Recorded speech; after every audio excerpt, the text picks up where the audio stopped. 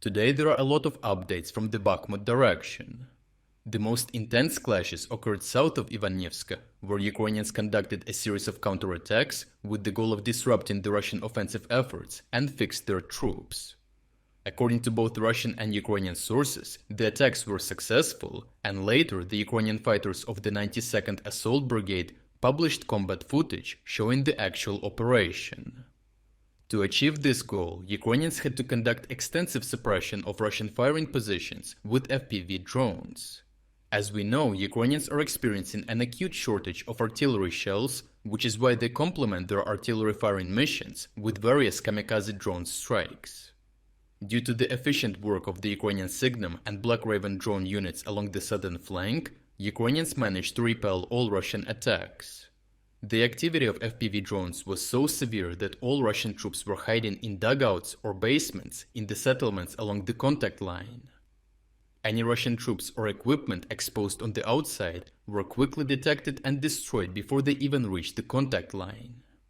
In many videos of such disruptions of reinforcements, we could see the destruction of 4 supply trucks, a BMP-2 infantry fighting vehicle, a BMD-4, and many groups of infantry on foot. Ukrainians realized the advantage of the extensive use of FPV drones to the fullest extent, which allowed them to retake the initiative and conduct the counterattack.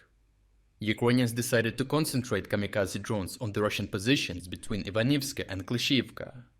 This way, Russian reinforcements to the area were destroyed, starving the Russian forces of ammo and supplies. The combat footage shows a column of at least 7 infantry fighting vehicles destroyed near this trench alone.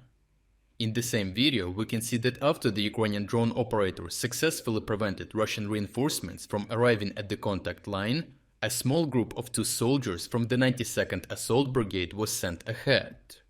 The 2 Ukrainian stormtroopers entered the trench and encountered virtually no organized resistance. Therefore, they cleared the trench and secured new tactical positions. They checked the whole trench and finished off Russian soldiers hiding in their dugouts with small arms fire and grenades. However, the provided combat footage shows only a fraction of a broader operation pushing Russians back by more than 500 meters.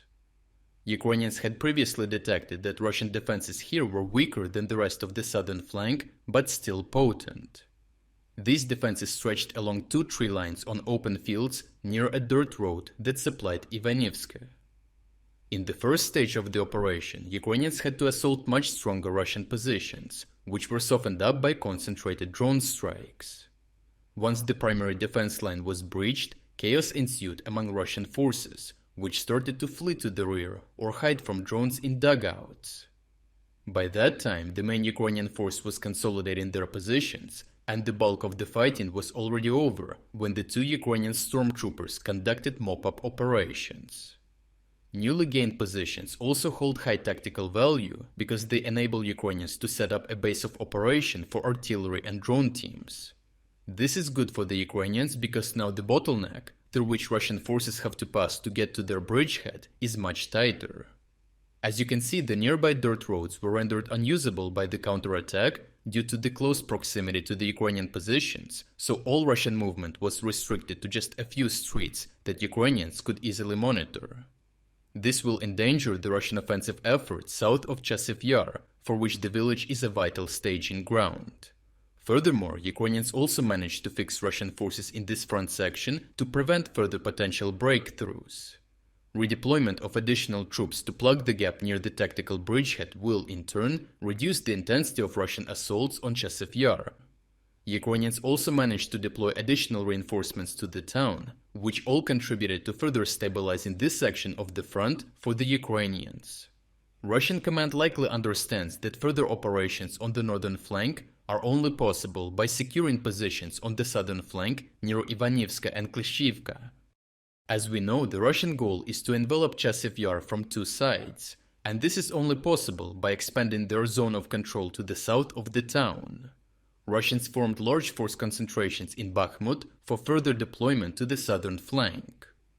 Elements of the 6th Motorized Rifle Division, the 88th Motor Rifle Brigade, and the 83rd VDV Brigade prepare for assaults north of Klischiivka toward the canal. Russians did attempt to launch assaults in this direction, but so far they bore no results, as every Russian armored column deployed was destroyed by artillery and drones. Overall, Ukrainians managed to exploit their accumulation of drones and concentrate them on suppressing Russian firing positions, which set the ground for a successful counterattack. Increased Russian focus on their flank to the south of Ivanivske will further divert their attention from Chasiv Yar, enabling Ukrainians to reinforce the local garrison and strengthen their defense. On top of that, the equipment from the recently approved aid package that includes much-needed artillery shells started reaching the contact line, which will help stabilize the front even more. If you're against the invasion of Ukraine and you want to support the work that I am doing, consider making a purchase in the online store UA Supporter. Here you can find a lot of products with Ukrainian symbols to not only show your support for this channel, but also for Ukraine. The link to the online store is in the description. Thank you for watching this report, and I will see you in the next one.